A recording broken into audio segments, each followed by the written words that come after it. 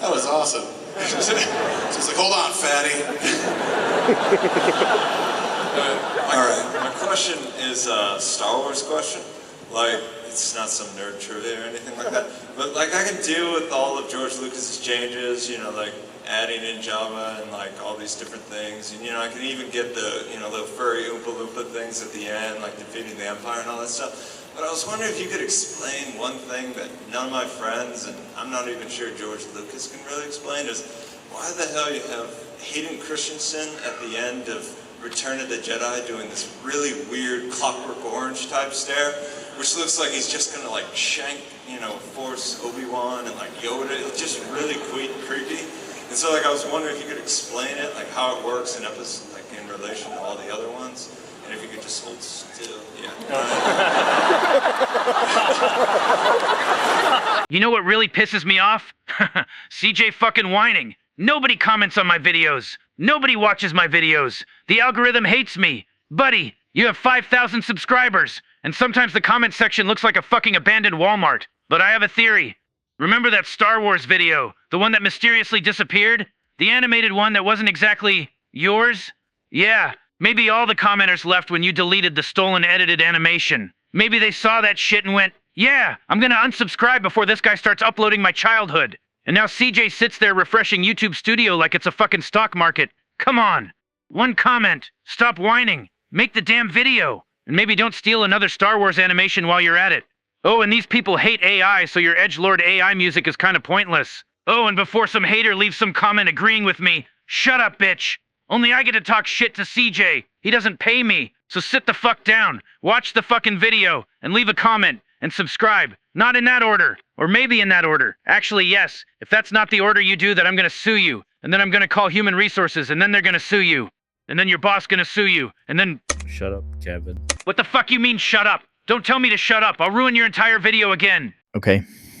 This is one of those announcements where you just sit there for a second and go, wait, they're actually doing it? Because after decades of fans asking for it, Star Wars and Marvel are finally crossing over. And no, I'm not talking about some random what-if story or a fan comic.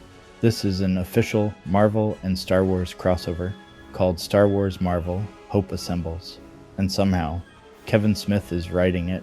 The 5-issue limited series is coming in January 2027, which also happens to be the 50th anniversary of Star Wars A New Hope. And honestly, the title Hope Assembles is already perfect, because we're getting characters from both universes thrown together. Luke Skywalker, Princess Leia, Han Solo, and Chewbacca will cross into the Marvel Universe and encounter characters like Spider-Man, Captain America, Black Widow, and the Hulk. And yes, Darth Vader and Doctor Doom are involved too. Just imagine that sentence in a comic book store. Darth Vader versus Doctor Doom. How the hell did it take us this long to get here? The series is being written by Kevin Smith with artwork from David Marquez. And Smith actually has a history with Marvel Comics, including his work on Daredevil, so this isn't completely out of nowhere. But what makes this announcement especially crazy is that this is being billed as the first official Marvel/Star Wars crossover.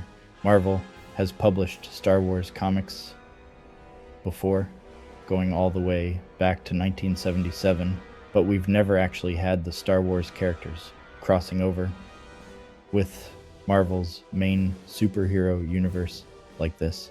And now we're getting Luke Skywalker standing next to Captain America, Spider-Man meeting Han Solo, Hulk dealing with Chewbacca, and somewhere in the middle of all of this, Darth Vader and Doctor Doom are probably going to be making everyone's lives absolutely miserable.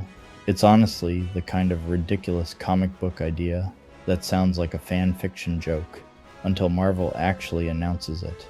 And I think the timing makes this even more interesting. They're launching it in January 2027 to celebrate 50 years of Star Wars, making this less of a random crossover and more of a giant celebration of the franchise's history. Now obviously this is a comic book, so don't start expecting Spider-Man to show up in the next Star Wars movie, but as a comic event, I'm absolutely down for this because there are certain crossovers that make sense, and then there are crossovers where you just want to see what happens when you put two completely different worlds in the same room. And Star Wars and Marvel have been sitting there for decades. Now we're finally getting it. Star Wars/Marvel. Hope Assembles begins in January 2027 with Kevin Smith writing and David Marquez on art. And honestly, I just want to see the first page where Luke Skywalker realizes he's standing next to Spider-Man. Because that's going to be one hell of a comic panel.